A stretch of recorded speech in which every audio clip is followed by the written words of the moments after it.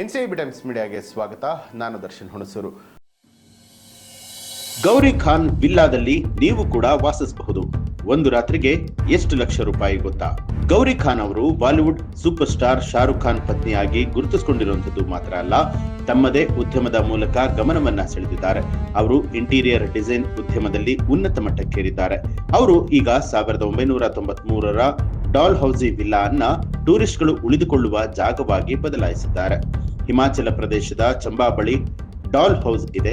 1993ರಲ್ಲಿ ಈ ಭಾಗದಲ್ಲಿ ಈ ಜಾಗವನ್ನ ಗೌರಿ ಅವರ ಮುತ್ತಾತ ಸೂರಜ್ ಭಾನ್ ತಿವಾರಿ ಖರೀದಿ ಮಾಡಿದ್ರಂತೆ. ಈ ಜಾಗ 8,000 ಸ್ಕ್ವೇರ್ ಫೀಟ್ ಇದೆ.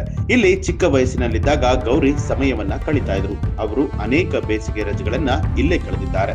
ಈಗ ಗೌರಿ ಖಾನ್ ಅವರು ಇದನ್ನ ಅಭಿವೃದ್ಧಿ ಮಾಡಿದ್ದಾರೆ. ಹಲವು ಬದಲಾವಣೆಗಳನ್ನ ಮಾಡಿದ್ದು ಐಷಾರಾಮಿ ಸವಲತ್ತುಗಳನ್ನ ನೀಡುವಂತಹ ವಿಲ್ಲಾ ಆಗಿ ಇದನ್ನ ಬದಲಾಯಿಸಿದ್ದಾರೆ. ಗೌರಿ ಸಹೋದರ ಕೂಡ ಇದರ ಭಾಗವಾಗಿದ್ದಾರೆ.